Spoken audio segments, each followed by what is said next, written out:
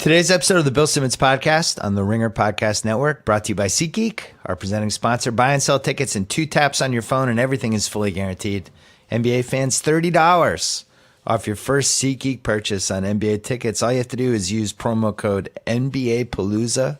It expires on November 1st. Download the SeatGeek app or go right to SeatGeek.com. We're also brought to you by TheRinger.com. That's where you can find my Friday column. We call it my Friday column because I write it every Friday. This week I wrote about 10 ways to make a pretty miserable NFL season, at least so far, a little more fun. You can find that on TheRinger.com. You can find a whole bunch of NBA coverage and some really good tech coverage this week. Oh, yeah. Stranger Things. A lot going on there. This is our time, man. Baseball playoffs, October. We love October at The Ringer. Also, the rewatchables. We put up a new one yesterday about Face Off. We taped it live in front of an audience at Largo. Me, Shea Serrano, Jason Concepcion, Chris Ryan. Broke it down for over an hour. It crossed a couple lines. That's fine. Subscribe to the rewatchables wherever you get your podcast. Coming up, we're going to talk to Miles Teller, who has 2 new movies out this month, but we had a wide-ranging talk about a whole bunch of movie stuff, stardom, everything. It was good. It was a good deep dive interview. First, we're going to talk to, for the first time ever, BSMG president Eric Weinberger, diehard Dodgers and New York Giants fan. But first, Pearl Jam.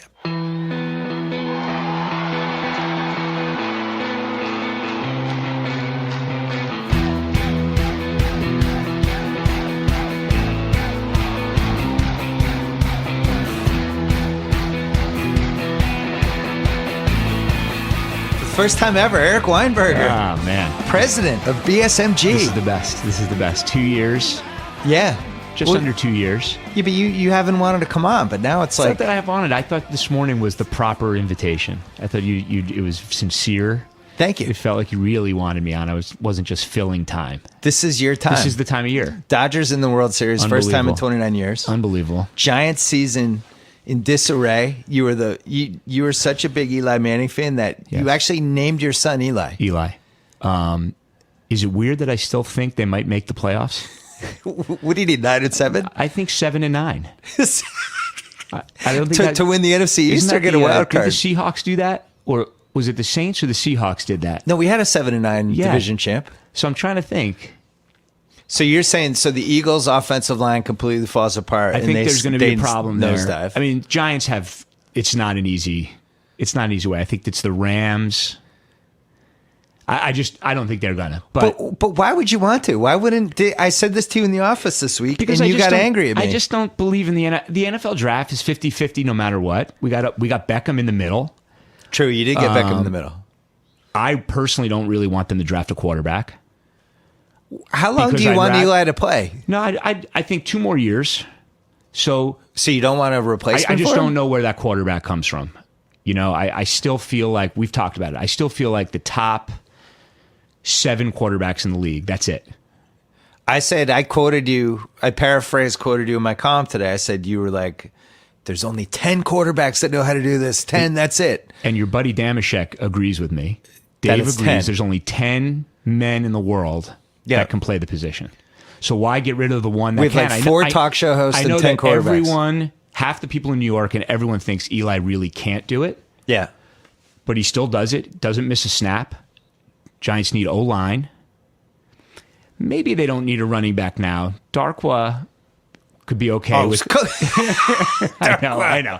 Listen, 7-9. I'm hoping for 7-9 and a playoff run. So you need Eli playoff run. Washington has 4 offensive linemen out this week, and they could be headed the wrong way. I think Peters is out. Peters is out. He's gone for the year. So he's done for the year. Yeah. You know, Cowboys. Zeke hasn't been suspended yet. Cowboys, that's just going to keep going. I'd still outcoach. You know, I'd still outcoach that team. I think 7-9. I think 7-9. I thought you would be so fired up for Chosen Rosen. You've been to 5 Maccabi games. I know. I think Darnold would be the pick. Okay. I think he'd be the pick. You're not even kind of on the down low scouting these guys? I mean, you do have 4 kids. No, I had a good conversation with a Trojan at at game 2 of the Dodger game. Yeah. And he just thinks Darnold is not put in any position to succeed right now and to really show what he can do. Right. So if the Giants could end up with him, then they probably have to draft him. Or you end up with But they're still going to get a couple wins, and they're going to end up with the 4th or 5th pick, or and they won't have the quarterback there. flip the pick. How often does that really happen? It happened with Wentz. I mean, it It happened happened with with Eli. Wentz and Goff. Eli. It's happened I think 6 times in the The last Giants 15 need years. O-line. They're wasting a defense right now. I think they have a really good defense. Yeah. They get Beckham back next year, and they draft O-line. I don't know. I'd love to hear. I mean, Lombardi. They're not I really guess at you your, guys they've gotten off the picking on the head coach thing. Wow, it's sad now. It is sad. But This is you- the worst. This is potentially the worst football Giants season ever. I mean, it could be Ever? It could be a 1-15 season. Have you ever had the number 1 pick? Well, Eli. But you traded But up that was for a it, trade? right? Yeah. You've never actually fallen into the 1 pick that I can remember in my No, lifetime. but the Niners will get the number 1 pick, right? I feel like the low point was Pisarcik. Like the Giants in 3 weeks, I think they play at San Francisco. That's That could be the game. that's like the Sam Darnold game. But you don't even care because the Dodgers are in the World Series. That's the best. And I'm just so happy for Hershey. I'm so happy for everybody. That was the best. I Tuesday went- night you were there. That was the best. I went to game 2, but let's talk it out. I'm going to reveal something in the podcast. You're all my friends out there. Yeah. Took my son. We made a big dad mistake. We got there too early. I was really worried about the traffic What time getting did you there. get there? Got there at about 2:50. Yeah. It's early. Game wasn't starting until 5:09. Yeah. We were both on our phones. Makes for a long day. We're both on our. We watched BP. We Yep. walked around. We went to the shops. My son put down a Super Dodger Dog, which I like more than the Dodger Dog. You do like the Super. I like the regular, Super. I like I the know. Dodger Dog. It's a know. great conversation. I know. I don't know what it is, but I like a little more. I had in 2 there. game 1, 2 game 2. You know what the So key 4 with the Dodger Dodger Dogs Dog this is? The great mustard. Great mustard. It's a They great dog. really It's they a went great all dog. out on the mustard. So by 7:30. When did you run out of stuff to sort of talk about? No, we just went on our phones. Yeah, If yeah, I yeah. started doing work emails, he's playing his video game. Yep. You know, it was like how they used to do in the 1920s. But he was starting to get a little tired, so we got him the big giant souvenir cup of lemonade right in time for the first inning, which Yep. I thought was a great move. Game was a little longer than I expected. I thought Verlander. I thought game would be flying. Nope. By the 7th inning, he's getting a little gamey. It's getting close to 8. Yep. He's got flag football the next day plus school. Big flag football game. Started trying to, if we stay the whole time, might not be able to get out. Might not get home till 10:30. He's not in bed till 11. He's going to suck in the flag football game. Neither of us care about either team. Yeah. We were just there for the game. So I figured when the Astros 3-1, they get 1 run in the 8th. And I'm like, Ben, if they tie the game, we're staying. If they don't tie the game, Kenley's got it. Like he's the most lights out closer in years. He's got it. We don't need to stay. We'll get out of here. Top of the 8th, 3-2, we leave, and we miss like one of the great World Yeah, so Series you're like games of the all time. headlights in the back of the Kirk Gibson home We, run. we were like, there's nobody there. We're just You were listening gone. in the car. You were probably home by top of the Almost 10th. home for Marwin Gonzalez. Yeah. Yeah, it took like 17 I know, minutes. isn't it the best? And then there's just this home run barrage, and we missed one of It's the like a great Boston. games. It's like a Mark Wahlberg kind of Boston thing. It really was. Just leaving early. Now, I wanted, for the record, I never, ever in a million years would have left the Red Sox game.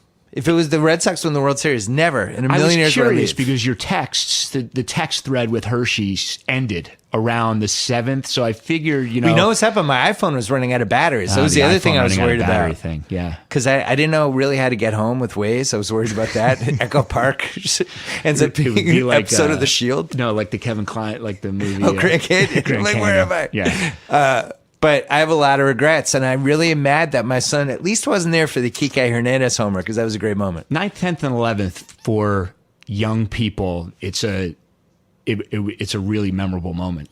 Yeah. I've never blew really it. seen anything. I mean, the balls were just flying out of the park. Unbelievable. The Astros are awesome.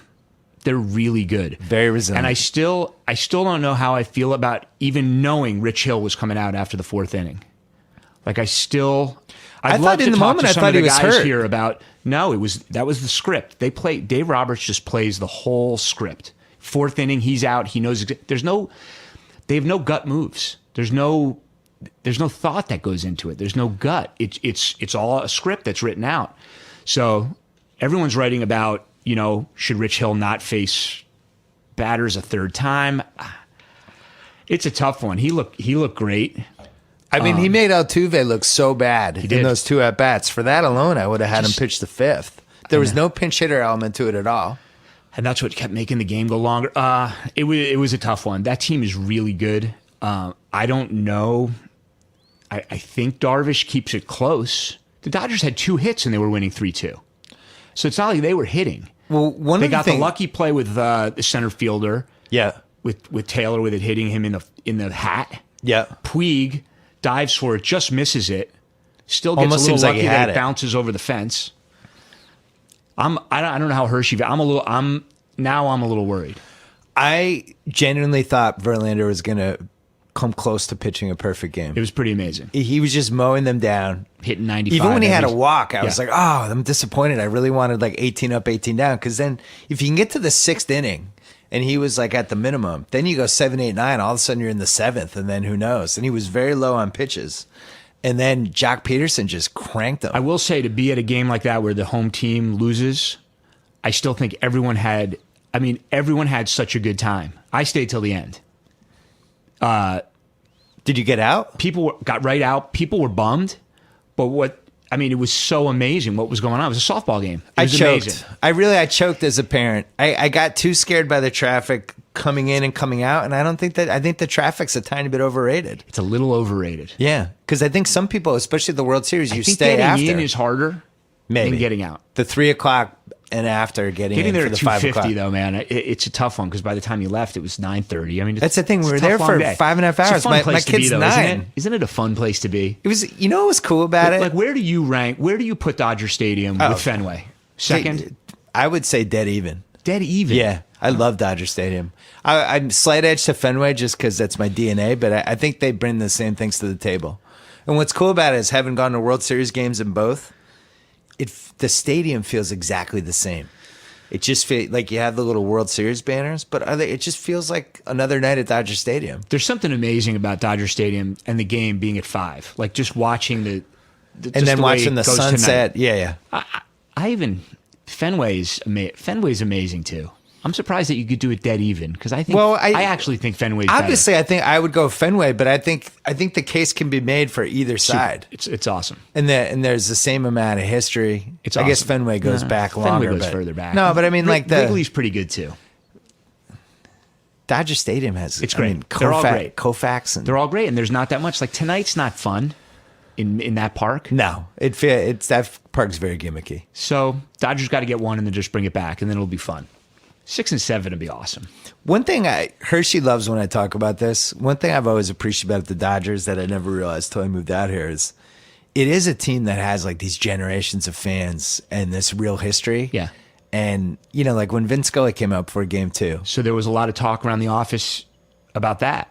It's very mixed. it was polarizing. Yeah. I liked it. I loved it. I would have gone Piazza instead of Steve Yeager though. Piazza. I don't think Piazza He'll never will come ever be back? Wow. I mean, it's Steve Yeager. Yeager added the local part to it. Did you think when he said he needed a lefty for a minute, Koufax was in play? Koufax, but I don't think Koufax does it. If Koufax comes out, If Koufax comes out, it's. I think that, it's a like, whole the new thing. stadium folds over. But Fernando, that was pretty solid. that's the difference between. I think the Dodgers and the Yankees are the two teams that they can just trot out these dudes from the past that have insane amounts of weight. The Red Sox, now that Ted Williams is dead, the Red Sox don't have anybody Right. they can bring back from the 50s, 60s, 70s like that. So Yaz just isn't at that level of Koufax. Fred Lane's not. No. And then the Yankees have. But now if all you their bring old back dudes. Pedro, it's not. Well, that's the thing. So as the years go on, it'll be the More Pedro recent. Ortiz, Manny, Poppy. Jenner. Yeah, that'll be the generation. Did you see Poppy walk off the field? That's one of my favorite things too. So for games 1 and 2, Yeah. I was sitting in the left field, seeing the Fox guys come off. I was the field watching it, yeah. and seeing Poppy. They were sweating their asses off. But seeing Poppy come off and the reception he gets wherever he goes is just the greatest. Like, Bakes, I mean, she did it all justice in her article. yeah, it was great. But but watching them walk off the field, watching A-Rod walk off the field pointing to the crowd, like, it's just really pretty funny stuff. The umpire getting hit by the pickoff throw. Yeah, you like that play. I mean, I like that play too. But that's my Red Sox DNA, where if that had happened to the Red Sox during the 86-year curse, for lack of a better word, I would have thought we were going to lose the moment that play happened. Like, oh my God. Oh no. Dodger fans aren't wired the same way, because you guys have had you've had, 81? I just think it was such an awesome game with so many home runs. I don't think anyone was really dwelling on it. I'm amazed by what good spirits you're in. Well, it was a I think this is terrifying. If I'm a Dodgers fan, I'm terrified, because even if the Astros win 2 or 3, now you come back for Game 6, and wouldn't that be Verlander? Or are they going to throw him in 5? So Verlander can't go 5. He's got to go 6, right? Keuchel and Kershaw go 5 and then 7, if in some part of 7 where they need him. I love Dave Roberts, but I thought he overmanaged Game 2. When you're just out of pitchers in the 9th inning, that's like, there's the not question, a great place to Stripling be. should have pitched to one more batter. Morrow shouldn't have pitched to 3. There's always the debate of the Kenleys, Mariano, those guys, do they really have to go 2 innings? Yeah. Kenley had the whole thing, though. He had it. He had it. It was one. That's why I left. I've watched pitch. Kenley all year. It's over when he goes into the 9th with the lead. That's the thing, I'm though. not mad at you for leaving. I mean, it's I'm mad at myself. Yeah. I honestly, I'm being a little too respectful about it. I love the. You probably are. Yeah, I like my job. I love watching my son play flag football, and I didn't want to compromise it anyway. Yeah, I really felt like an 11 o'clock comeback he was has a going to curfew. screw him up. Yeah, I He has really a felt like curfew now he's that an he's a football player. He's a professional athlete He's an now. athlete. He had a huge game the next He's day. an athlete. Big game against Browerman. Big game against Yes. Browerman. He broke a full field TD. Yeah, I feel like it's because we left early. It's amazing. It's amazing. Wow. I love this. I love doing this. Yeah, this is great. It's just nice to see the perspective. What's distracting is when people Mallory just walked by. Yeah. And I got a little thrown off. So last thing, Romo. Great. Let's talk about Romo. So just background for the listeners. You basically launched the NFL Network and did every kind of studio show / produced show that they did. Game event. You've done all of it. Yep. Everything. You're doing the studio show on Thursday nights. All of it. Romo is bringing something to the table that I was hoping he would bring. A level of candor and being unafraid to criticize people in not like a mean-spirited way, but just like in a really questioning, curious way. Sense of humor. He's brought out this whole personality of Nance that has kind of been dormant for 10 years. I think he's been phenomenal. What are your thoughts? I think he's been great. I think the predicting the play has been this added element. So do you like it, or would you tell him to tone it down? No, I do like it, and I think he has toned it down a little bit. I think the guys there have I think after the first 2 weeks, Basically, like pick your spots. yeah, it was getting a little too much. And Yeah. It's watching a game. Marshall Faulk did the same thing. Watching a game with him, he predicted the play. Yeah. And I bet you Peyton can do that. But not predicted in a know-it-all way. Just predicted in a I see the way it's lined up. This is the way it's got to go. And I think that's where Tony and Jim Nance have figured out what to do. Yeah. Not it's not outsmart the viewer and tip things off. It's just what you see. He's learning how to articulate. He's been great, and he's a lot of fun. I didn't really see the end last night when the cat ran on the field. Was he funny when the cat ran on the field? I heard the clip on the radio this morning. It was pretty funny. Yeah, so it's that kind of fun stuff too. That I feel like Gruden does it too. You and I disagree, I think, a little bit on what Gruden does. And doesn't do. I am so less excited about Gruden than you are. No, I think the top broadcast booths are at a good place right now. There's a little something for everybody, but Romo's been amazing. I mean, he's been amazing. I think Romo and Smoltz are way, way, way, way up there. I wish there was an NBA version of it, and there's just not. Steve Kerr was probably the closest. Kerr was great, but Smoltz he's not funny like Romo is, but I feel like when Grant really Hill trust his is opinions. working with Nance on the tournament, I think he tries to do. I always thought Doug Collins did what Romo does. Yeah. But in a little bit more of a serious way, like, Yes. hey, I see this and you don't. And But Doug can predict the play, especially like inbound plays at the end of the game. Like he can really predict it. I think that's really helpful. Yeah, I 'cause agree. it helps you watch it.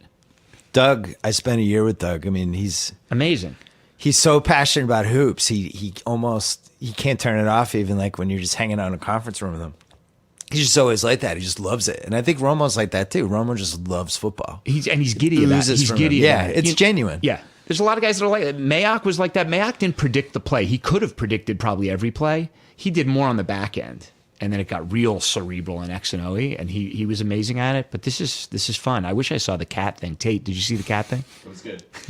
I wrote a little about Gruden today. I think my issue with him is I think he wants to coach again, and I think he holds back. And I don't think there's any other opinion other than that one. If he was 100% sure he wasn't coaching again, I think he would announce differently. I think he's living a good life, and I think he's I think he is. I think he's too far removed at this point to It go would be- back. You tried to hire him once, right? Yeah. We had him right when he got fired. We had him do the combine, the draft. We thought maybe he was going to be the Thursday Night Football voice. Then he got the job at Monday Night Football, and it really was best for everybody. I mean, it was best for football getting him in the booth. Romo has discombobulated your theory, which is that when a guy retires, they need to get the reps. Yeah. Like, go take your time, go do It's a bunch pretty of hits all over it's the pretty place. unbelievable He's like a how freak. quickly and how hard CBS has worked to just get him going right away. No, Yeah. no NFL Europe, no C team, D team, whatever you call it.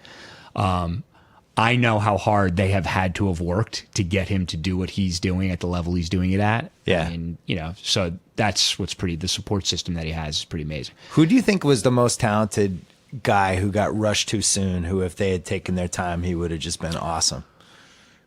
I think Tiki got rushed pretty fast. And I liked when he was in the booth a couple weeks ago with his Him brother. and his bro. I agree. I think that's one of the better teams. I think Tiki's circumstances, even that was studio, Yeah. and he had to sit next to Collinsworth and Sterling Sharp, and those guys have been doing television for so long, and he was doing the Today Show. I just think he got rushed way too fast. He was going to be so good. Is there an example of somebody who put in the reps and took their time and then blossomed? I mean, Collinsworth wasn't thrown in there right away, right? I'll tell He you, in took his time. baseball, Harold, Yeah. he was at ESPN in the early 90s. He's worked so hard. I catch him now after games on MLB Network. He's amazing. I think the booth was maybe a little bit of a stretch. Booth wasn't that great, yeah. That was a tough one. It's really tough being in the booth. It's just really tough. It's so quick. It's really hard to do. The best guys have sort of a mix of humor, the humility that comes with it, like Madden. Yeah. That makes it an easier transition. If you're too serious, it's hard to do. They've never really figured out baseball teams in the booth, especially with a national broadcast, what the mentality is. Of Joe it. Is and it supposed to be Joe and entertaining? Smalls is pretty amazing. Well, that's the It's thing. really pretty amazing. Joe and McCarver was I think amazing. Joe and Smoltz is really the first time I can remember liking a national team. I liked when Ron and Ripken were doing it on TBS together. I actually thought Ron Darling he did a great job alone. I liked when the two of them did it together. I didn't mind last Ron year. Darling. I like Burkhart. I've never heard him with the right partner. I just like Burkhart in general. I think he's really good. He's amazing, and the fact that he can bounce from the booth to the Yeah. studio is pretty strong. It's tough though. You're doing 3 hours. You can't be like Mystery Science Theater. You got to use the advanced metrics, but you can't do it in a way that would antagonize people like my dad. Right. It's kind of a thankless job. I've never really understood what the sideline reporter is You're there right for. about your dad. Like my dad, I was at the game with my dad, who's been a Dodger fan since Brooklyn. He didn't understand the whole 4-inning thing. The Rich Hill thing. He just Yeah. didn't understand it. I still don't completely understand it. I don't understand it. And the other guy that we were with, he was saying before the game even started, Rich Hill is pitching 4 innings. That's it. No matter how many pitches, he's pitching 4 innings. And that's what the pregame radio shows were saying. He's pitching 4. And that's the script they went with. It seemed really smart when they went up 3-1. 3-1 on 2 hits. It's a good series. It's a great Dodger team. It's a really fun team. Turner's It's a great hilarious. atmosphere. It's great. I think they Sal can and I keep it were together. talking on Tuesday. We ended up betting the Astros for game 2, but we So really you bet the series and each game. didn't bet the series. Why don't you? We were do going to that? bet because I didn't know who was going to win. I really kind of wanted to see what would happen in game one. And then we started thinking about the sweep heading into game two, and the odds were terrible. They were like 5-1. So then we were like, let's ride Verlander. You always It'll do be more things fun. together, the two of you? We like to. Yeah. Yeah, we It's like just to. like fun. But here's where it gets great. We parlayed the Astros with the Dolphins plus 3.5, which was over. And then we had our usual round of texts about whether we should hedge or not and take the Ravens. Sal's like, no, we're good. And the Dolphins get shut out. So that was it. So we ended up losing.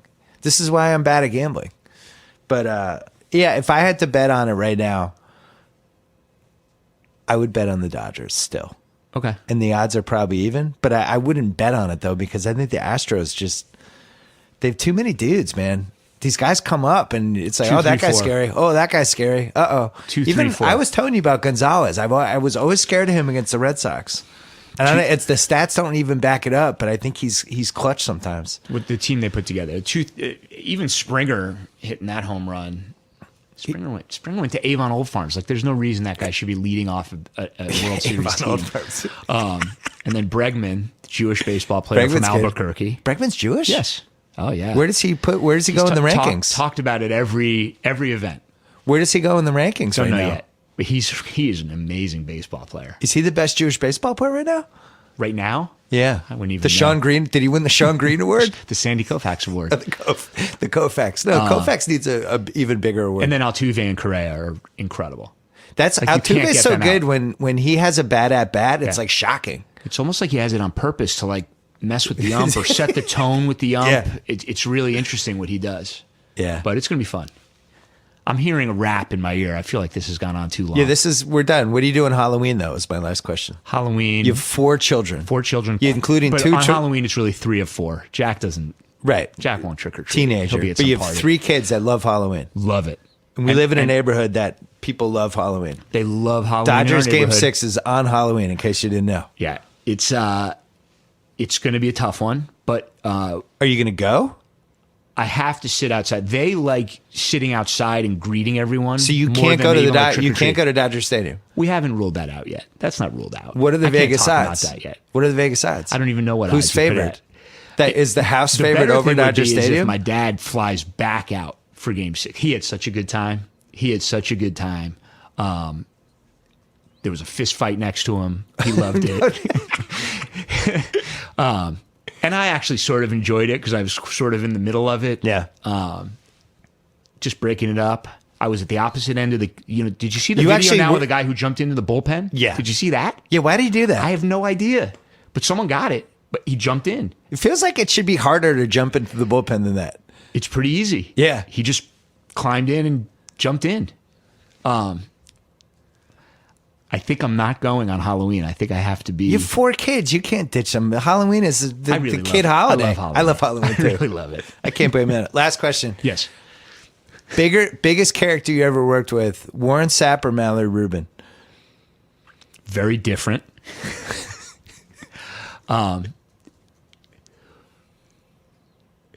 Mallory is the most, in her knowledge of different areas. I mean, she is. She's like a savant. Yes. To go Thrones to football To college football, to college baseball. football to baseball is to pretty amazing. whip, to- But I will tell you, Warren knew everything about football. He would know every movie. I mean, he's pretty up to speed on everything that's going on.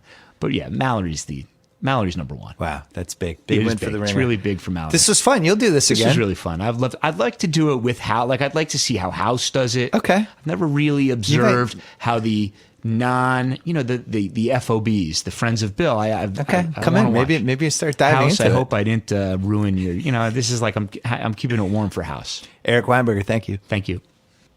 Quick break to talk about Simply Safe. Nothing is more essential than protecting your home. Getting traditional home security can be a punishing and expensive task. Ask anyone locked into a long-term security contract.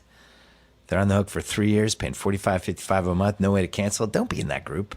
Rest easy knowing your home and family are protected with Simply Safe, a fully equipped home security system. They protect every door and window in your house.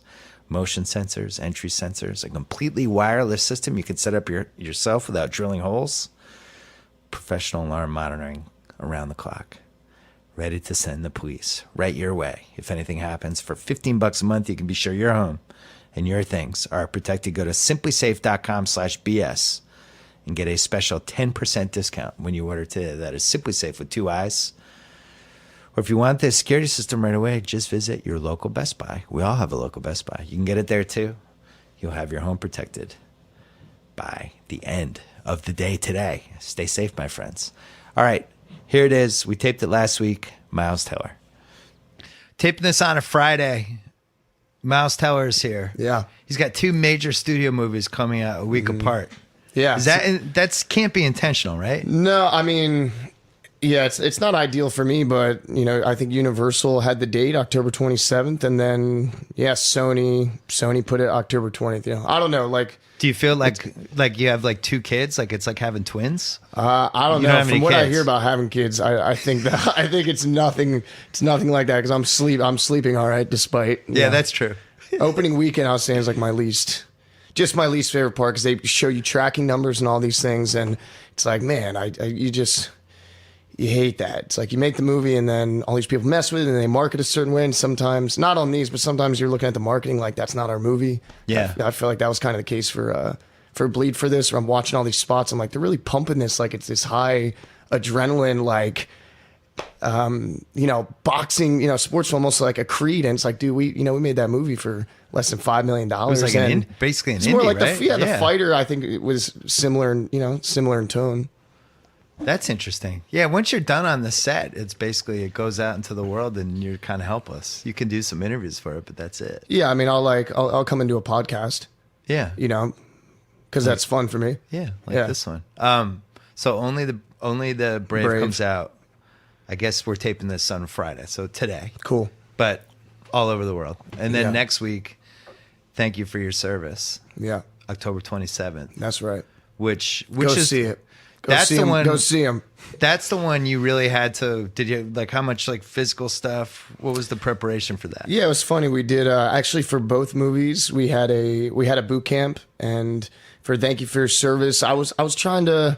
I mean, I was getting in pretty good shape. I felt like whatever I had retained from playing Vinny Paz, came in handy. But look, those guys, it's just. I mean, for that, it was as much mental training as it was physical. They ran us through a boot camp with, highly decorated special forces guys at Master Chief in the Navy SEALs, and it was like, that Scared Straight show back in the day where all these Hollywood kids come in, and you don't know what to expect, and I'm like, oh, which room am I in? And they're like, get on the floor, get on the ground, and then they're like, give us your cell phones.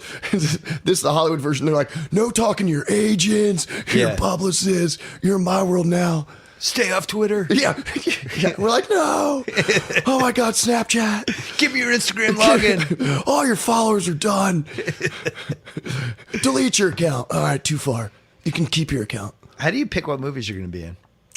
Do you have like a big picture career plan, or is it just movie by movie? Because you've hit some of the staples. Like you made your boxing movie already.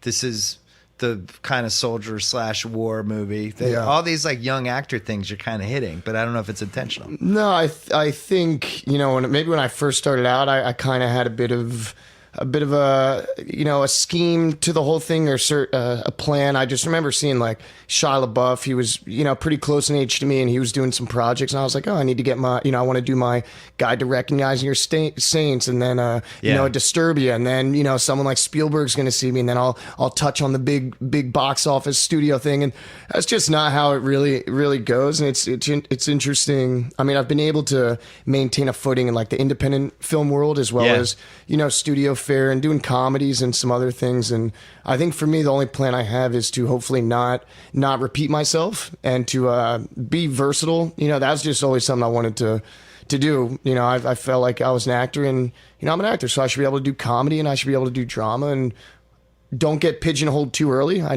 noticed that was something that was easy to do. Like you start doing comedies, people just want you to do the same thing. And so that's really the only intention I have. When you say people, what kind of people? Agents or studio execs? The suits, man. The suits, and also just audiences, right? I mean, for an actor, like your career is, you're in charge of it to a certain to a limited extent when you first start out, and then hopefully as you kind of build a resume, then you're able to kind of steer it a little bit. Yeah. So Whiplash, you luck out because you hit this director who Yeah. is about to become this comet. And it's such a cool movie. Yeah. I was blown away by that movie. Yeah. But it seems like you knew it early.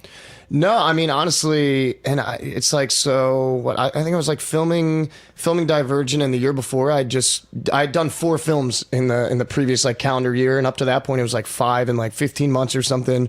It's kind of whatever, little burnout, and yeah, then I got the script for it, and I was like, man, this is going to be a lot.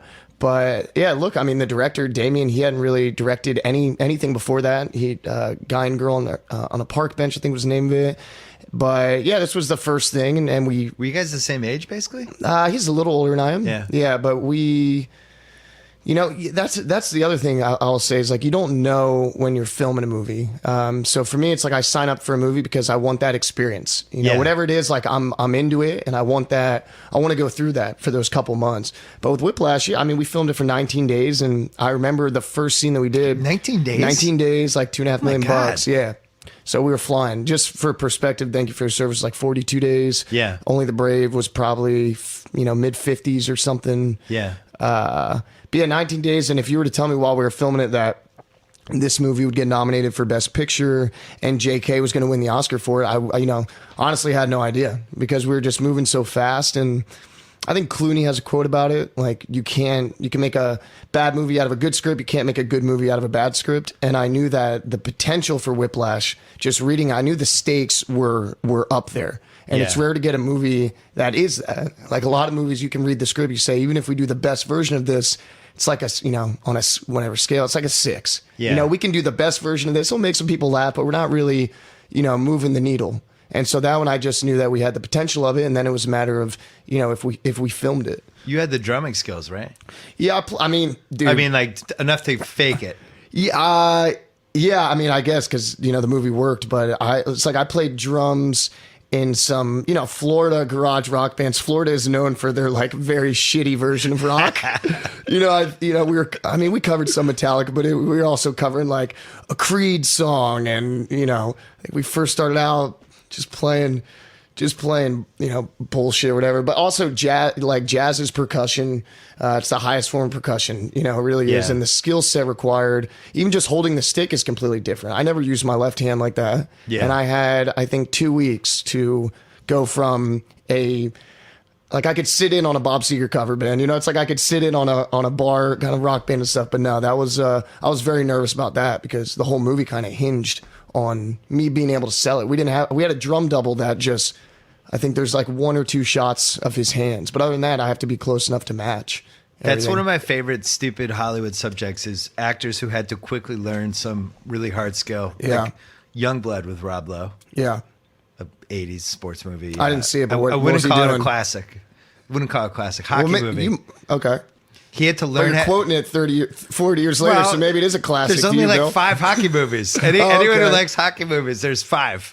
So they taught him how to skate before the movie. Uh-huh. And he's playing like this Connor McDavid, Sidney Crosby type of, hockey forward. Yeah. But he didn't know how to skate like, I don't know, a month before they started the movie. But it's actually, they fake it, but Passable. it's passable. Yeah, exactly. Swayze was the one. I mean, Oh, nice. Swayze in I might there. have to see this movie, yeah, man. Youngblood's solid. As Bill hands me I think a it's the VHS best- copy as I leave the room. It's the best junior hockey movie ever made. Cool. Yeah, I love when they have to learn stuff though. What else did you? You never had another movie where you had to like learn a skill, right? I think a lot. guess boxing. A lot of it boxing. That was something and that's just how it goes. You're usually, at any given time, it's like you're about to film a movie. So you're in like pre-production on a movie, and then you have, a movie that you're promoting, and then you're in a couple places at once. And for Yeah. Bleed for this, I remember getting the call that and I only had 5 weeks or something after I finished the movie before I was going to be in Rhode Island to film Vinny's story. And I remember getting a call saying, well, you have to, it was like just a couple of weeks before, 2-3 weeks before, and I already felt very vulnerable in this boxing thing. So Yeah. I only had 5 weeks, and I had to go to London, and it was like Whiplash, and we were at the like BFI London Film Festival in Deauville in France and all these things. And yeah, you start getting you start feeling pretty nervous. They don't have the prep, but you got to do it. I saw Bleed for this. I didn't see it till got to the on-demand cable part of it. Sure. Which I think probably is most people now, just with I most know, movies. man. I People just know. wait. We have nice TVs now. I You just kind know. of wait. And How many movies do you think you see in the theaters a year? Not many. Yeah, Not 4. many. Yeah, maybe. Yeah. Yeah. I And it would know. have to be the theater would almost have to add to the experience for me at this point. But Right. I'm older. I have kids. Like, when I was younger, I went to the movies all the time. Yeah, same. I was like, So- are guys not taking girls on dates? I don't think so. Some movies, it's Netflix and chill. You just like come over, and I mean, it's not a bad move. Well, It's like I got a big TV. it becomes a home game. Yeah. Because it was like I remember my boy in college, he still has his DVD tower, and he honestly he's like 32 and he's using it as like a decoration or something. I'm like, dude, there's nothing cool about having a DVD Yeah, tower that's seriously. full of DVDs. I remember that You know? started to change when DVDs kind of made a run 96, 97. Oh, I man. wasn't married yet. I was dating. And that you could feel the power of bring somebody over. We'll rent a DVD. Yeah, We'll get takeout. Yeah, You yeah. kind of have versus like actually being out in the universe. But yeah, I feel like horror movies are still fun to see in the theater. Horror and movies big movies I like the know. movie both of the movies you just made. I think are movies I would want to see in a theater. Well, that's good. That's cool. I hope America agrees with your taste and Like and my American taste, Sniper because was a theater movie. and American Sniper did. I mean, freaking. I think It like was like $400 million. Right? yeah, I think worldwide did like $700 million or Jesus. something, and we have the writer from that. He wrote and directed our film, but yeah, I think movies is one of the because you have. Directors really pulling for both sides. You have certain directors saying like, look, this is the way it's going. Have a movie come out in theaters and then have people pay a premium for it to come on their TVs earlier. Yeah. Whatever it is, like 3 weeks or 6 weeks they're talking about, you pay $50 for it. You invite people over and you see it. But it's also, I mean, so much weird shit is happening in the world all the time. I think people are nervous. About going Just that out. public, Yeah. kind of collective experience people are shy from and like, Well, people you know, also I get behave it. badly in movie theaters too. I mean, they're on their phone. The lights are always on. I'm Yeah. always like aggravated half the time. And they're trying to. Do you get aggravated? I easily, do. I'm or- just like no. We these watch a person movie. You want to like. yeah. I get this bright light coming out of the right corner of my eye when I'm trying Yeah. to watch this pivotal scene. It's annoying. Yeah. People behave badly. Well, and I think like people need to, they need to pump some more movie into theaters. It's like, do I want to see a movie at the ArcLight? Yeah, absolutely. That's, we're in Yeah. Hollywood, where ArcLight's just a very nice movie theater. But it's like, yeah, but then do I want to see it at this other one kind of right down the street from me that's kind of, a little run down? No, I think then you're right. It's like, I'd rather just kind of watch it at my house. But I've seen more than 4 now that I'm thinking about it. okay. Baby Driver I had to see in the theater. Fast 8. Okay. John Wick You like 2. cars? John Wick 2. I like action. I like Yeah. the action movies. I think there has to be a reason. But like, all right, so that awkward moment you made. Michael B. Jordan. Who was the third person? Yeah, Michael Zach- B. Deli is what we were calling him in New York, because that kid can go to a deli and come out with like something way off the menu that just tastes delicious. Like, here's a bagel with cream cheese and Michael jelly B. with Deli. bacon. Yeah, Michael B. Deli. Who was the Michael third B. person in that? Workin. Huh? Who was the third person in that one? Zac Efron. So that movie didn't do well in the theater, and yet Right. I would say at some point everybody saw it, Sure. right? Yeah. Why are you I don't making know. a face? No, I'm just saying. I Do you don't not like get- this movie? No, My no. wife likes this movie. No, My wife's going to get mad if you don't like this movie. I love that movie. That experience. Like I said, that's what you take away from it. And it's not like, if a movie does really well at the box office, it doesn't change. I don't then reflect on the experience and it Right, kind of differently. changed the experience. So, but yeah, look, I mean, and then even something like War Dogs, I was like, oh, Todd Phillips, Jonah Hill, this movie's going to crush, and it's about gun runners and all that stuff. And then, and then that one kind of underperformed, and, I don't know. You can't get a handle on it, but yeah, it does seem like people will see it. But it does.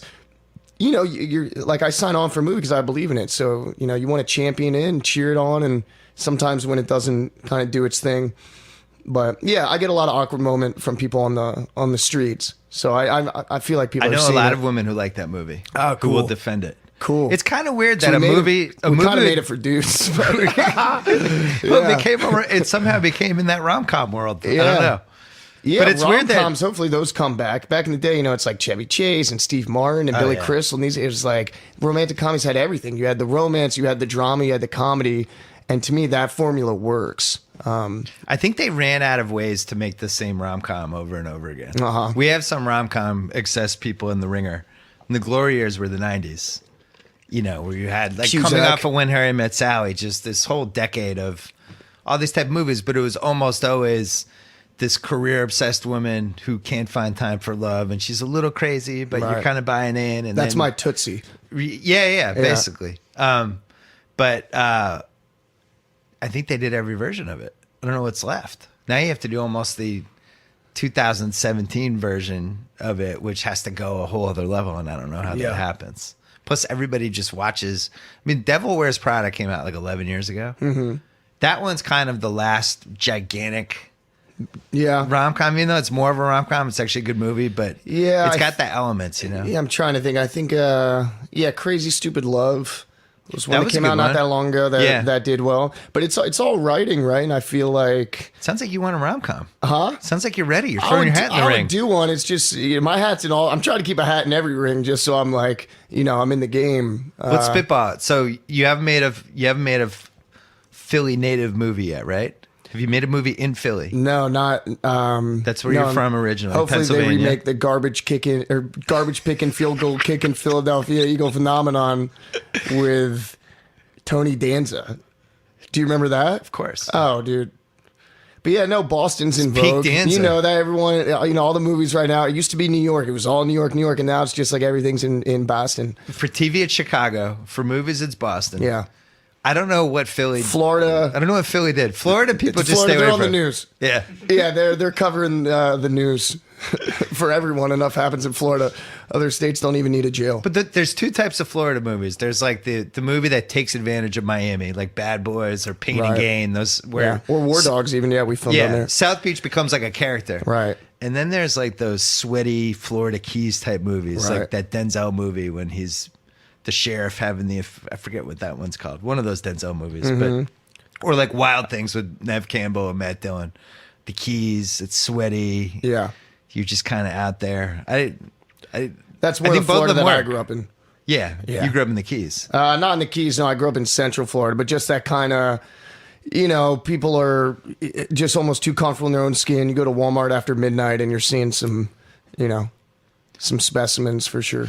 So do you think the Florida jokes are completely deserved, or 100%. could we go further? 100%. You can go further. Corolla always used to play this game, Florida or Germany, Yeah, that yeah. became like a staple on his radio show. Yeah. That started when we worked together at Kimmel Show.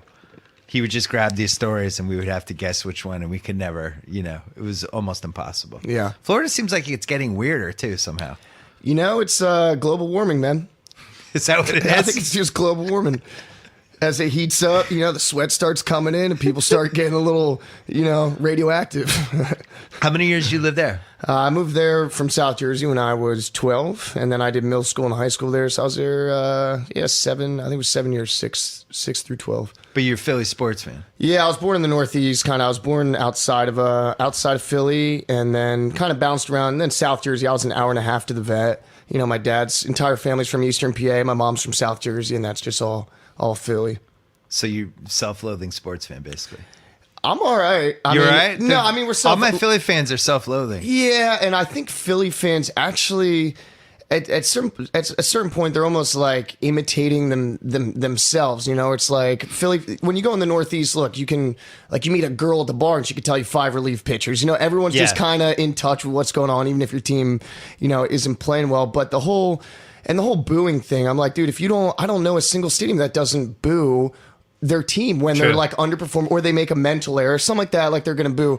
But Philly fans have kind of, it's like I don't know, they're wearing it with a little too much pride. And certain times I'm like, stop freaking booing. Like, Yeah. they just kind of go a little overboard with it. But when the Phillies won the World Series 2008, I'll take that. Yeah. Like, it had been a long time, and the Phillies, and now they're back. It's like they made their run with Ryan Howard and Utley and Rollins and all that stuff, and now they're kind of, back through the farm system thing. And now the Eagles, man. The Eagles are 5-1. You got a real It's quarterback great. finally. Dude. That guy's excellent. All my I boys- hope we're not jinxing him because this isn't coming out till after Sunday's, Yeah. Sunday night's game. But I think we're pretty good. The Panthers in North Carolina were good. We're a good test, and I know we have a defense, and so like having a defense again is great. have you met Wentz? No, I like every one of his tweets. Yeah. just to be like a little girl. I'm like, hey man, notice me. Doesn't matter what he's probably like heart, friggin' thumbs up. Keep doing it. I know. I chat with Zach Ertz a little bit. Yeah. But yeah, I mean they're young guys. I'm all the way in on Wentz because I judge my quarterbacks not 100%, color? but at least 40%. No, by how they perform in the NFL films when they're taped on the sidelines, how they interact with their Okay. teammates. And his teammates love him, and Yeah. he's like a leader, and he's like a good dude, Yeah. and you could just kind of tell. And during the off season, he brought I think all the receivers and North everybody in Dakota? North Dakota, Yeah, and they yeah. kind of hung out and had a hang. Like, Yeah. that's what I want from my quarterback. Yeah. I feel like that's like 60% of that position is just being a leader, bringing everybody in, looking out for people. And Well, he clearly Tom's has MO? that. How? Which one? Brady. Well, he became too famous. Yeah. Now I feel like he think kinda- he's this revered figure that he's like he's ascended above his teammates. Tommy know? touchdown, and he is. He's the greatest. But for last quarterback decade, of all that's what time. he was like. He was like the dude. He went out with the offensive lineman Yeah. and he I took love care how of everybody. fired up he gets, Oh, man. he still does.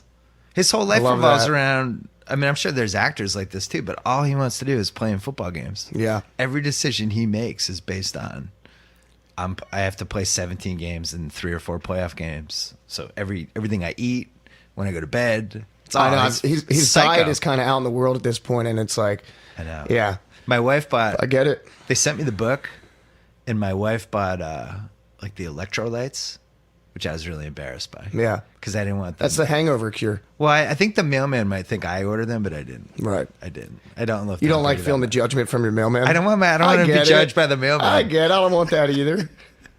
Who needs that? Philly sports though. Yeah. Pats played them in the Super Bowl. Yeah. The third time that they won with Brady. Yeah. And it was in Jacksonville, which was awful. I mean, Yeah. It was like as much of a train wreck as Duval. everybody said it was going to be. Yeah. Right. The Eagles fans, because the Pats had made it the other 2 times, so they didn't travel the same way they did the other 2 times. And the Philly hadn't made it in, I can't remember how long. So they're all there. And it was like 75 to 80% Eagles fans. Yeah. And by the start of the second quarter, they were just pissed off. And it was one of the weirdest sporting events I've ever been to. Yeah. Just angry, bitter. "Oh, I knew it. I fucking knew it. Yeah, you I wouldn't have. could I feel don't know. it in I the wouldn't have went section. down there for that. I don't know what the line on the game was. Probably 2 touchdowns or something. I don't remember. No, but it was closer. lower. Yeah. Yeah, I just remember because the TO thing is like, is TO going to play? And look, And he I was love awesome McNabb. in that Eagles game. have been, and that's the thing about being an Eagle fan. It's like when we had Andy Reid, we averaged like I Yeah. don't know 10.5 wins or something a season. Like Yeah. we're great, and then you got but it's like we've never won a Super Bowl. Yeah. So it's Kinda hard to believe. It's tough. Yeah. Okay, hey, this And is then you got the Giants who limp in with a wild card. Twice. And Eli Manning, who regular season numbers is not a Hall of Fame quarterback. He's just not. Yeah. He's always right there in the middle. And then they just kind of limp in and defense plays out of their mind and Eli plays out of his mind. So the 3 Philly movies, Invincible, I remember. Mark Wahlberg. But that had Yeah. the Elizabeth Banks as the Philly waitress. That was good. Uh-huh. She was just that kind of tapped Philly, in a little bit. dude. And Philly, it's like, because even I have a bit of once I get up in the Northeast, I'll start getting it back. It's just a terrible accent. There's nothing like I say Yeah. like phone, home. Oh, what are you- yeah. oh yeah, what are you doing? You. Yeah, what are you doing? Yeah. Oh yeah, let's go down the pier. Big fan with Patton Oswalt. Is he a Philly guy? Oh, okay. Eagles won. I like. That was a super duper indie. What? Like that was like very low under the radar. It was good though. what was it called? Big fan. Big fan. I think I saw it, but I don't. Was I'm gonna say it was I like don't 7 remember. years ago. And Yeah, then the other for one sure. was Silver Linings Playbook. I guess Silver Linings Playbook? which I had some gambling issues with. Sure. Yeah, I thought that was a movie where they needed a gambling consultant to be like, no, actually, if De Niro's gonna book Yeah. bets, like How we many? should do it this What, way. is today Saturday? Oh, it's Friday. Never mind. Yeah. Yeah, I did well betting baseball. Football's like Football this year is a freaking fall in nightmare. love with the teasers, man. Yeah. Oh, me And too. I got just, killed this year. You go heavy on the teasers because you're like, yeah, the underdog inflated or Yeah. the big favorite, lesson, and then the under or something. But I'm bad with over unders. I swore that's off not my teasers thing. after last weekend. Good. So that's Was lasting the Falcons lose to the Dolphins? until college football tomorrow. Now, I'm in college football. I would never do a teaser. Yeah. I don't trust 19-year-old kids. Yeah. They're out like the Just night in before general. till 5 in the morning. Yeah, I don't Yeah. trust them with anything. Yeah. They're going to behave in a rational way that I can predict and wager on. No way. Yeah. Not doing that. The pros should be more rational, but Yeah, but the this is first the couple case for the weeks, Eagles, like, look though. huh? This is the case for the Eagles. It's like a really weird NFL season that there's no great team and you have a quarterback. I don't think like your coach. Chiefs lost yesterday, so I think the Eagles on ESPN should be number one power rank. I mean, whatever power rankings are for the NFL, but yeah, I think they should be. I think they have a 45% chance of getting the 1 seed in the NFC. I don't want to jinx it. I don't bet them. Well, if you beat the I don't Skins, even pick them in a pick 'em. If you beat the Skins, you're looking good in the NFC East. Yeah, and we 'Cause should. you beat Everyone's- them twice. Everyone's picking upset Skins know. over the Second time. Yeah, over the birds. Over the birds. But yeah, I just keep. I mean, Sounds like he needs a second sports movie. I want to do a baseball movie. That's what I want to do. I just think it seems like they're doing the the biopics and stuff, but like a Bull Durham, because baseball's that one sport that half the time the entire team's in the dugout and the pace of the game is so slow, and you can actually have the conversations. You can't do scenes during a football game, Right. or like Any Given Sunday or something or whatever. I mean, that movie's all Well, right. the but- NFL won't let you have the uniforms anyway. They always have to make up the fake franchises. Yeah, right. The Sharks or the like. Any Given Sunday is all those Yeah. fake teams. Albuquerque's got an expansion team. Yeah, I It's remember like, what? watching that movie with my grandpa, and then there's like that locker room scene, all the Yeah. just like so many dicks, and you're just like, Loud dicks. Man, whoa. Have you seen The Deuce on HBO? That's about as dick prolific as a show that's been in a while. I watched the first couple and haven't caught up with it because I'm not good with like iPads or that's tough, yeah. I would need to be able to. I guess what I need to do is like on iTunes, like you download your stuff and then you watch it with you. You have a portable tablet, but Aren't you trapped in a trailer all the time? that's Florida. No, I mean when you're making these movies, don't they put you in these little like? Yeah, you are, but I don't know, man. I think for a lot of the films, at least the last few, man, I really feel like I'm on a tightrope, and it's one of those scenes where it's like, with Thank You for Your Service, you're playing a guy, staff sergeant in the Army, just finished 3 deployments. There's not a single. I can never kind of relax into myself, and I was nervous that whole time about messing it up, truly. So I don't know. So do you go to that zone where you're like, you have to think like the character even when you're not filming and you're like having dinner that night and you're waking up making coffee? When I go home, I shut it down because I know that's important, because those 12 hours, on set or taxi, man, there's not like, you're pretending to be a sergeant in the Army, a guy with post-traumatic stress who, a week ago just carried his buddy down the stairs as he was bleeding out, and the guy's choking on his blood and stuff, and then at the end, and he dropped him a little bit down the stairs, and then you're doing a scene where you're making pancakes, but you're not really just making pancakes, man. Your mind is mind's still in war. How many older movies that dealt with similar subjects did you watch, and what? Zero. I watched zero, and we actually did a moderated Q&A the other day, and this guy was saying in the history of film, there's only been 7 films that have truly focused on that transition home. Wow. And the response that we're getting from Vietnam veterans and veterans from this war has been amazing. Like I've never done a movie that has really worked as therapy for people, and not just post-traumatic stress from the war, but we've had kids, literally like teenagers, man, who have come out afterwards and said that they had that they had tried to kill themselves, and that watching this movie and seeing Adam, him be able to kind of like come out the other side was really helpful to him. And these Vietnam vets are just coming up to us like tears in their eyes with a tissue, can't even say anything because it's kind of the generation, right? You don't talk about it, like be a man, you deal with it. And these guys just coming up and just like giving a hug and didn't want to see the movie, and then they see it and they're just so appreciative of it. that we told their story. Adam hit like rock bottom. I mean, there's an area. I mean, look, there's 20 vets a day, and the numbers of guys come. There's no reintegration program. Literally, in real life, Adam had just finished his 3rd deployment. He had spent 3 years in Iraq, off and on through the deployments, and had just went through this thing, and he got medevaced out for having PTSD. And then he gets back, and his wife's like, and she doesn't know what he's been through or anything. He can't talk to her about it. And she's like, all right, you've been gone for a year. I've been taking care of the kids. Like, you got to be a dad now, and you got to be a husband, all this stuff. And that was a week later. Like, there's no reintegration program. So the area when these guys first come back, those couple months, they call it the red zone. And that's where, and something like 85% of the military marriages end in divorce because they incentivize it, or what's the word? Incentivize it. Incentivize it. Yeah. It's like, if you get married, then you can live off base, and then your pay goes up and all these things. And it's tough, man. These are young kids. These are 19, 20-year-old kids who went in.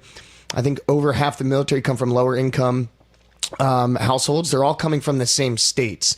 That's the other thing. It seems now for this war, it's like, a lot of people don't know somebody who's coming back from this war. Whereas Vietnam, there was a draft. The country was experiencing it. And then World War II, these guys came back. America kicked ass. It was the baby boom, and they're coming back to ticker tape parades. And these guys are just not coming back to that. They're coming back, and they have to try and find a job. Whoever's hiring you doesn't care that you were in charge of 8 guys, and we're a command of $4 million tanks and all that stuff. It's they're getting kind of entry level positions, and it's like, it's just tough, man. I just really feel for those guys to have to go through that and just not have the resources to. I mean, the VA's fine. The VA is not the problem; it is the solution. But they're just overwhelmed, and there's a lot of bureaucratic red tape that prevents these guys from, really getting the help they need. And what they're going through, they're in war. Like, you can't relate to it if you haven't been to it. And for a 19-year-old kid to be like, he loses his buddy, they all go through roll call. Everyone's got tears in their eyes, and as they're freaking, grieving this guy, they're, loading up their guns and going back out there. And it's that kind of mindset every day for a year. Yeah. I can only imagine having to have that mindset for that long, and then to come back and knowing, like, there's not that reintegration program. Yeah, I mean, shit, you see it in sports, which is like the crazy, CTE, you're talking, yeah. Well, I mean, just like the Celtics game this week. Gordon Hayward. Hayward. Here we are back to Boston sports again. Hold on. I'm going to bring this around. Gordon Hayward. Oh my God. Breaks his ankle. Yeah. And the guy's like, Kyrie Irving's crying on the sideline, and then they're back out there 2 minutes later, and it's like, this is sports. Like, ultimately, Hayward's going to be fine. Or Jordan loses his dad. You're talking about these soldiers that they're just seeing that over and over again, day after day after day, and they just kind of have to keep moving and keep going and there's no way that's not going to pile up on you after a while. And also, and the similarity is like, these athletes. So these soldiers, it's like they get back, and once they're done, they strip you of your uniform. They take your weapon, which was your like identity. That was your life source. And then these guys who, they refer to each other as their brothers and sisters in arms, right? These people that they're literally fighting for their life with. And then they get back, and everyone spreads out. And then it's like, you're left to your own devices. And athletes, once they get done, it's like, who am I?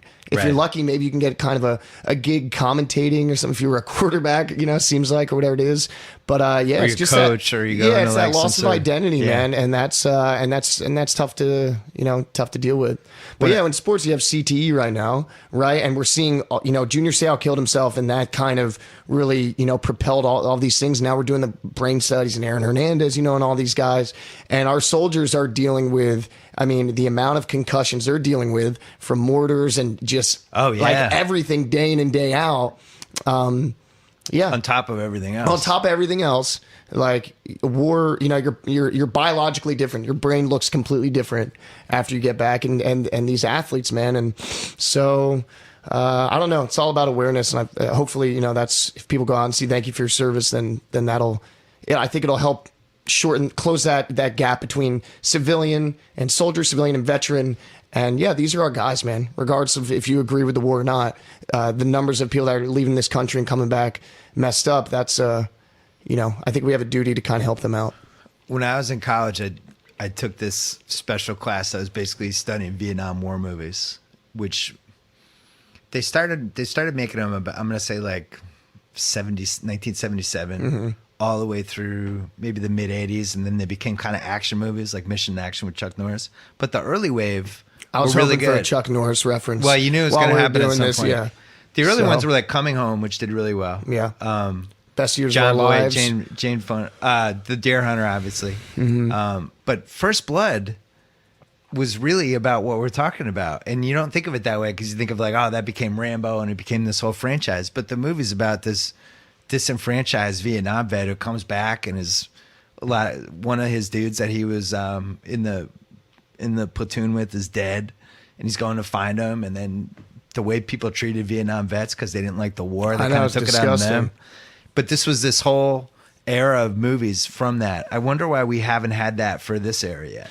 Maybe, Yeah. do you think this will start it? I think there's been a bunch.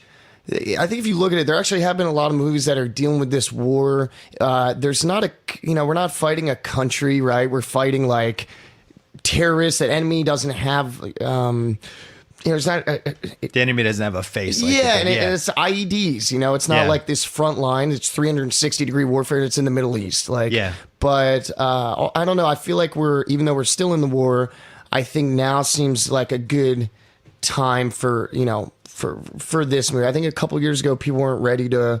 I don't know. People didn't seem ready to kind of confront it, but.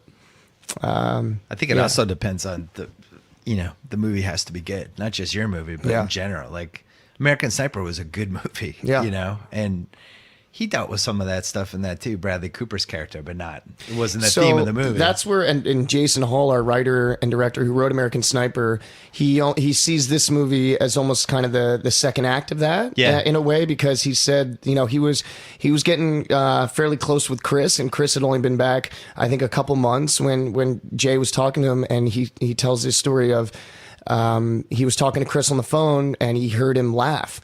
And he said it was a laugh that he hadn't heard, and he could see Chris kind of like getting himself back a little bit and kind of Yeah. reintegrating a little bit. And then 2 days later, he was murdered. And so this he never got that. He never got that opportunity to come home. So hey, look at and these guys are fighting a different war. He also thought like because he did Sniper, it would kind of give him a foundation for this movie, and he couldn't have been more wrong. Those special forces guys, like, and a really good buddy of mine from high school, he ended up being a badass, which he was not in high school, but he's SEAL Team 6 now, and look, those, and I know a lot of those guys, and they're different. They're fighting a different war. Like the amount of training that they go through, it's so intense, and it's years and years. And by the time they get over there, they've weeded out all the guys who maybe were just doing this to see how tough they were or Yeah. how badass they were. If these guys are super soldiers when we're sending them out, whereas opposed to now, like I said, it's voluntary draft, but it provides a financial opportunity, for a lot of these guys. And they're 19-year-old kids, and they do a 10-week boot camp. Marines, they're doing a 10-week boot camp, and then they're there on the front lines, and they're the first guys in. Whereas a SEAL, it's like if we lose one guy, that sucks, because they're the amount of money, millions of dollars to train these dudes up. Whereas Army, infantry, and Marines, they're not so much worried about the individual. It's kind of the team objective. Quick break to talk about draft. Fantasy football fans, listen up. It's not too late to join the 450,000 people that have already downloaded Draft this season. You get to play in a real live snake draft. You're done in under 5 minutes, and they last for just 1 week. You can join one right now for week 8. Play for cold, hard cash. What's better than cold, hard cash? Your chances of winning are 80% better than on the salary cap sites. All new players get a free entry into a real money draft when you make your first deposit. But you have to use the promo code The Ringer. That's right. Play a real money game for free just by using the promo code The Ringer. And it gets even better. Draft.com is so sure you'll love it that they're even offering our listeners a money-back guarantee up to $100.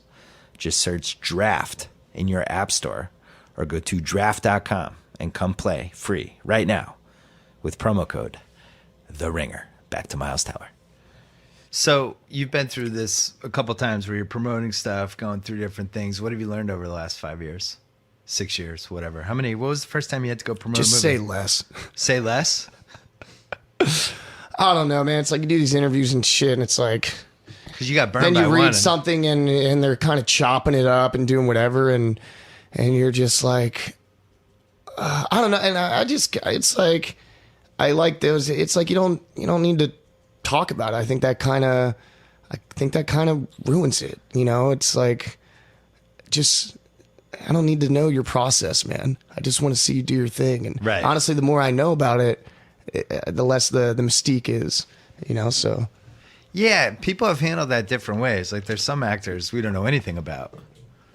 yeah, and I And think then there's others that we almost you know- cross some invisible line you know too much about. yeah, I guess I didn't think when I was getting in this business that so much. You know, it seems like it's a part of the business is it's like it's sound bites, and I really never thought I'd be in a position to where I'm answering more questions about my personal life or something than the work, the movie. And that's just something that even Marlon Brando, there's this old interview with him. It's taped, and he's talking about being a celebrity is it's the worst because you get removed from society. But he's talking about the press and all the things that I kind of feel. He's talking about it back then, so it's just kind of Yeah. something you deal with. And yeah, I go back and forth of wanting to be kind of the Tom Hanks, the guy who is, kind of he loves it, Just has just the fun with it, showman yeah. and all that stuff. I go back and forth of wanting that, and then wanting to be the guy who just does his thing, and that's it. So I don't know what the right answer is. yeah, and people always, I don't know, people just always want to like put you in a box or something. I don't know. I just don't. I It's thought like- what happened with that one Esquire thing, I think it was last year, was Yeah, 2 as years somebody ago or something. who's written a lot of pieces over the years, like there's tricks you can do to kind of sway it one way or the other, and that one, I don't know. I'm just not a fan of that kind of writing. Yeah, I mean, the more I thought, I was like, man, it says way more about her than it does about me, and it's just weird. It's like, so yeah, during that thing, it's like we're drinking, and she says kind of an off-colored comment, and then I say something, and we're both in the same movie, like Yeah. we're both in the same thing, and then she just kind of removes herself from it, highlights certain things I did, and just really painted this picture, and just the whole like Miles Teller's a dick, doesn't care what you think. I'm like, that is not true. I don't think there's anything cool or in vogue about being a dick. You know what I mean? Like, I don't know how, whatever we're chopping it up here. And the one thing she said that I was like, you motherfucker, was like, she said, Miles Teller, who just showed me pictures of how buff he is, made me cut his meat for him. I said, what are you talking about? We're talking about Bleed for this. And we're talking about cutting weight or something. I was like, oh, here's, I have a photo, and just kind of showed her that. And then she wanted, I asked her if she wanted a bite if she wanted to try what I was doing, and I didn't, what I was eating. And I didn't cut it up and like hand it to her. I just handed her the plate. Because to me, I was like, I'm not going to cut her and feed her. I'll just, here, Yeah. and you can cut it. And the way she did that, I was like, well, yeah, I think Miles Teller's a dick too. If he's like talking about his muscles and then like, oh, babe, you want to cut my meat for me? Because it's a really tough steak. I asked for a medium rare, super tough. Like, no, man. Yeah, and you can't get ahead of that stuff. Like they print it, and then people, like I said, they don't look at the kind of the big picture. They're just reading that. They're like, oh, she said he's a dick. Oh, he must be a dick. Oh, I'm not going to see this movie. He's an asshole. Like, I got burned by something similar to that, dude. Dude. It's hard, man. You never know if somebody, either they have an agenda going in or they decide during or after that they're like, oh, if I do this angle.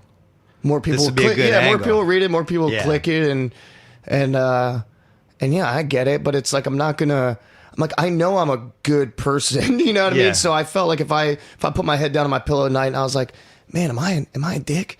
Like, am I an asshole? Then yeah, that would suck. Right. But I'm not. That sounds like a good- I'm not going to change. I'm not going to Good start change for who the I am. rom-com. Well, yeah. You're just staring in the mirror going, am I a dick? Am I an I a asshole? And dick? then the movie starts. I have a new idea for binge watching. Uh-huh. I don't think they should put all of them out at once. I think they should just put 3. And Okay. then wait like 10 days and then put out the next 3. Because these things like the Fincher thing just came out on Netflix, the serial killer show, which I was excited about. And I have some psychos in my life who just banged it out in 2 days. Yeah. And it's like now they're on this whole different schedule of talking about it and processing it than Right. me. And I can't get on it. And now I'll watch it eventually, but I feel like I'm missing out on the whole thing. Yeah, that water cooler talk kind of gets disrupted a little bit. 'Cause it's not once a week, and There's a reason like Game of Thrones was so huge for our site and just in general. Like Not just that it's a great show, but it was every week. It was almost like a sporting event each week. Yeah. I feel like we're starting to lose that, and it's annoying. The first thing that I binged was Stranger Things when that first one Yeah, came out. that's a and good I just binge. sat on my couch with my girl, ordered food, had like just bottles of wine, whatever, everything just within arm's reach, so we never had to leave the couch. Yeah. And I was like, this is unhealthy that I have 12 hours of just good content to just enjoy. I'm having those endorphins, like craving it for 12 hours. Like that's not good for me Yeah. personally. It's Why is that- borderline like dangerous. You got engaged. Yeah, I did. How old are you? 30. So, but it's kinda young. In Hollywood, it's very young. It's pretty young. Yeah. This is just it. This is the one. She just turned 25. See, these guys are gonna laugh because I always tell them, "Don't get married till you're 38." Oh, okay. Yeah. Yeah. Well, Just 38, late 30s. yeah, it's Kind a of good- know at that point you are who you are. Right. Gotta settle in. Right. Yeah, we've been together for 4.5 years, and I don't know. It's not. I mean, she's got to put up with it because 8 months out of the year, usually if I'm doing 2 movies a year, it's like our relationship is kind of long distance, or if I'm working on a particular movie, I'm not like a barrel of laughs. I talk for a living, and I manipulate emotions for a living, or I'm making people laugh on set for a living, and it's like I come home and she's just getting a potato. I don't want to do anything. Well, now you got to do this Philly sports movie we got to come up with. So you like Dude, baseball? come up with a. You want baseball? Yeah. You like the stuff in the dugout. So did you like For Love of the Game with Costner? For Love of the Game was good. Yeah. The rom-com stuff was what killed that movie, but the baseball stuff's It's unbelievable. great. Yeah. That's where he I- throws was it the perfect game? Yeah. Yeah. John C. Reilly as the catcher who can't totally throw, but that's all right. They cut around it. I almost did a baseball movie with Baseball Luke movies don't Wilson work. for a minute. Did it come out? No. But we were having like baseball practice. It was a movie that he wrote, and we were doing like baseball practice down in Santa Monica, like hitting. I get my baseball fix from like ES or MLB All-Star weekend every year. I'm Yeah. always playing in that celeb game. And they're making jokes about how seriously I'm taking it, but I'm like, yeah, this is great. Are you kidding me? We're getting to play on the field, and I'm like going to the outfield. I'm like showing outfield. I'm like 2 outs, 2 outs. Like telling the pitcher I got you up the middle for a double play. But I I love announced it that so game. much. It's probably embarrassing to watch. It's probably embarrassing how much How much you were into it? Yeah. I announced that game in 2012, and it was a career highlight. Oh yeah. It was great. Who was the MVP They that edited it year? after. I don't remember. I just remember John Hamm was in it, and he was.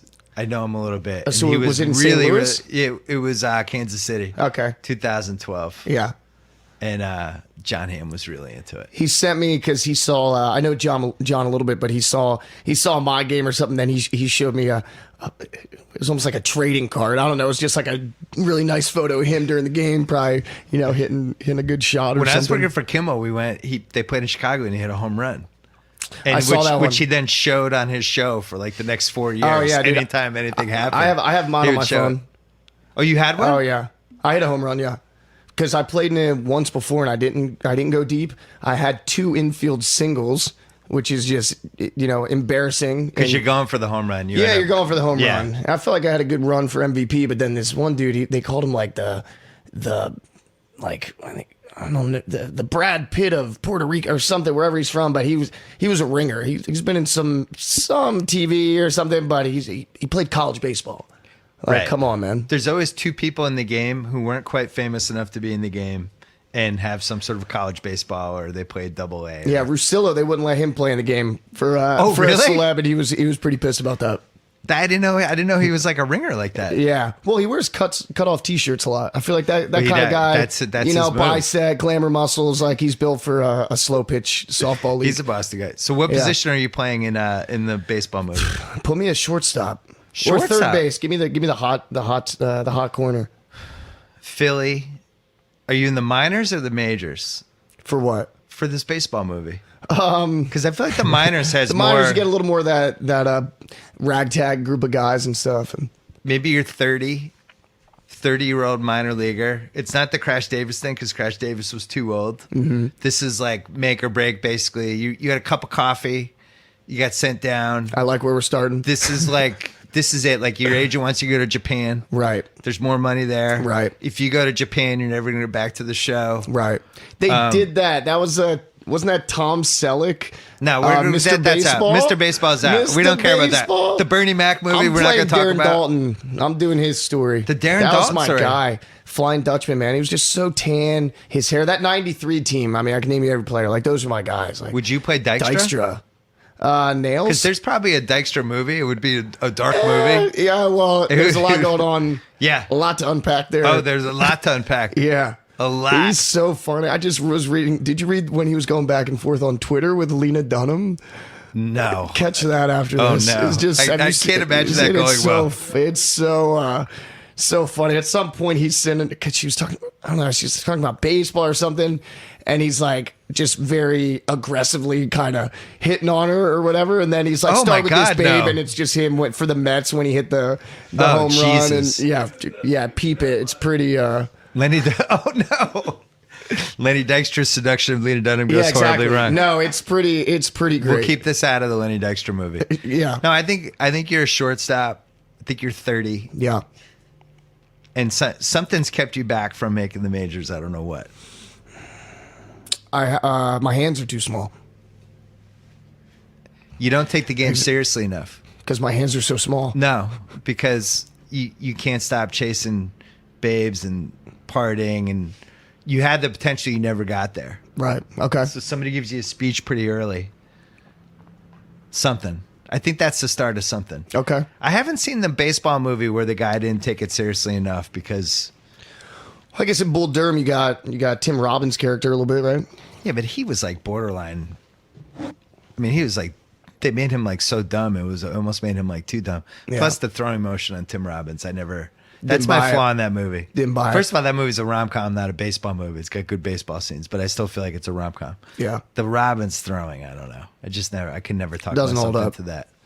Costner, not only He's could good, hit, man. I don't not know. only play catcher, but was a really convincing pitcher too. Yeah. One of our great sports movie athletes. See, that's the Costner's throne you need to great, go man. for.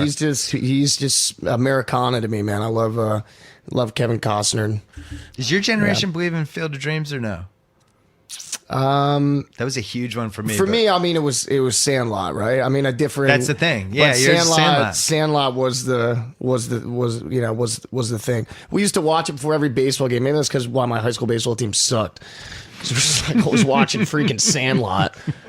Like, grow up. Who did we have on the podcast that lost the main say? Oh, Jake Gyllenhaal. He had the main For Sandlot? the For Benny the Jet? cool guy. Yeah, and he Yeah? didn't get it. He got Oh, knocked man. out. Well, he's Yeah, he not. was still no bummed. offense, Jake, but he wasn't right for it. You needed Benny the Jet, dude. This is great. There's our blog headline. Tell her Yeah, shots at exactly. Jake Gyllenhaal. Said he wasn't right for Sandlot. Sorry, man. Sandlot. How many Sandlots have there been? Sandlot 4 could happen. I think they've kept. I think they've made at least kept going. 3. It's like somebody posted a picture of I was like on their DirecTV and they searched Home Alone. And it was like Home Alone, Home Alone 2, Home Alone 3. Oh, parents are gone. Home Alone, and it's like Yeah. 7 Home Alones. It's Just like, oh, keeps well, going. this escalated quickly. Yeah.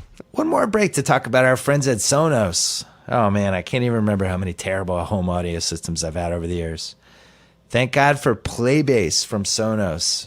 Low profile design practically disappears beneath your TV, only it fills your entire viewing room with epic home theater audio, fresh from movies and sports to TV and gaming.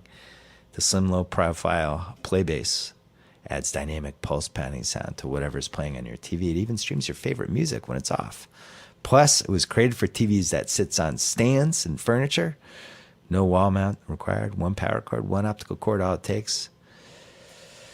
I've told you about Playbase a lot of times. I haven't told you this one this many times, though. Sonos right now offering listeners of the BS podcast 10% off one order of $2,500 or less for any product on Sonos.com, Sonos.com. The software is available for a limited time only. It cannot be combined with other discounts or promotions.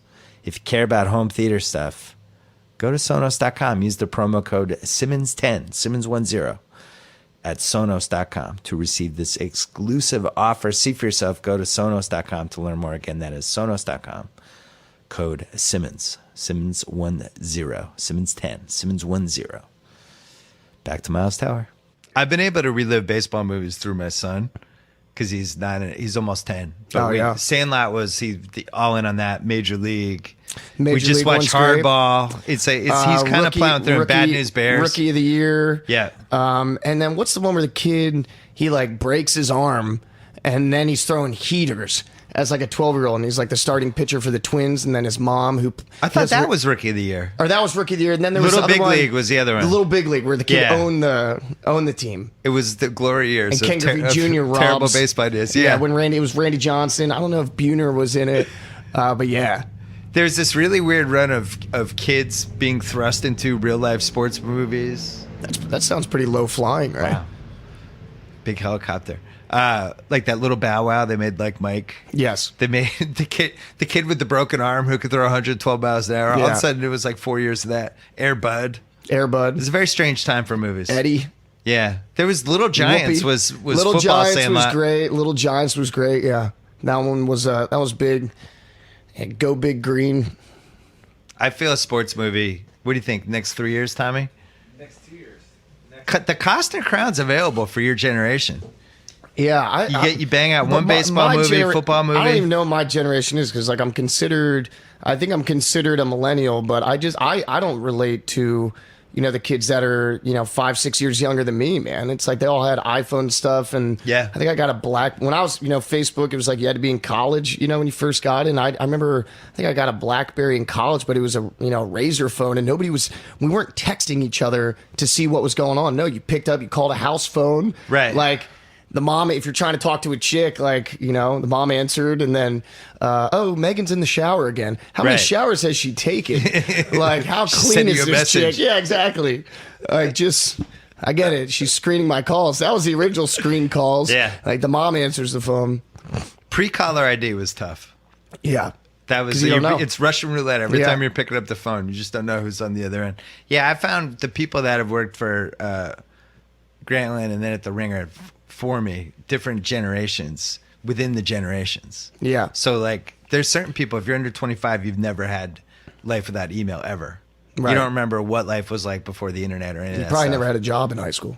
Probably not. Yeah. Then you get to like the 30 range, and they've had slightly different experiences than 35. So I almost feel like there's 3 different ones within the ones. But the people like 22 to 25 can do 5 things at once. Yeah. I'm always amazed by that. And they're saying like the millennial generation, like they care more about career and job career more than like or education and career more than starting a family and stuff. And I don't know. You believe that, Tate? Look at me now. Tate, You're Tate's, special. Tate's career That's also first. millennial generation is that you're special. You're unique. You're Yeah. gonna be a shooting star in this world of whatever, You're a millennial. plants. You can't turn it on Tate. Dude. You're right in the demo. I don't know. I used to go to Blockbuster and I had a dial up and I used to use Alta Vista to look up naked chicks when I was 10 years old. You know Alta what I mean? Vista. So that was the one.